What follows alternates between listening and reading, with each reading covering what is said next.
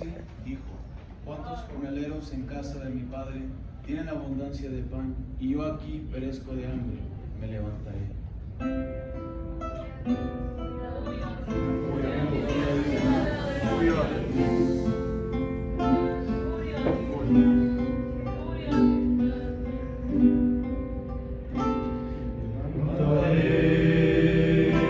Iré a mi padre y le diré, he pecado contra el cielo y contra ti.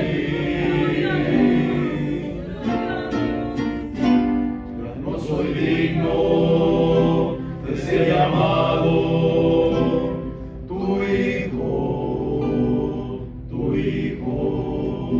Solo hazme como a uno de tus siervos. El padre del que regresaba, a su encuentro y le besó, y fue movido a tener misericordia.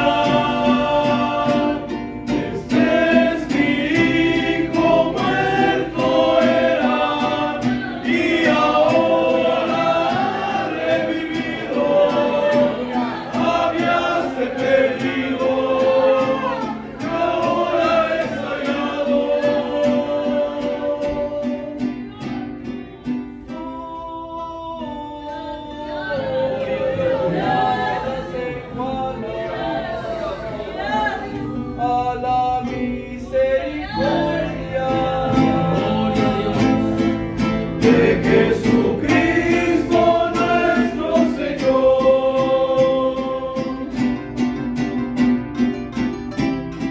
Gloria a Dios. Gloria a Dios. Gloria a Dios.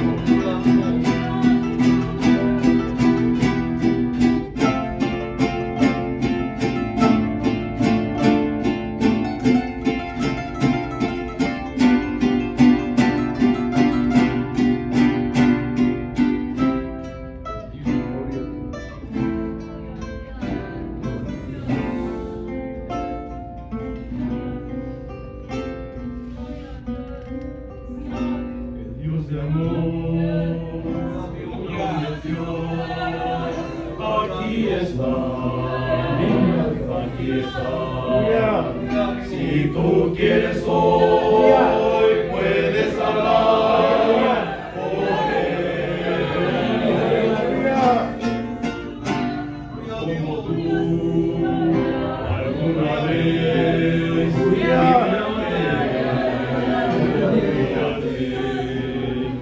de rodillas también le rogué perdón.